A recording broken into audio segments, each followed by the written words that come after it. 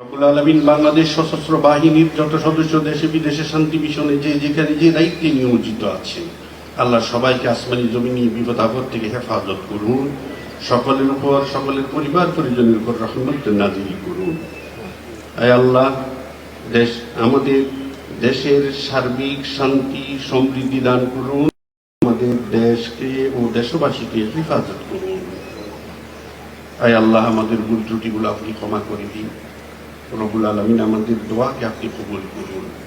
রব্বি রহমহুমা কামা রব্বায়ানি সগীরা।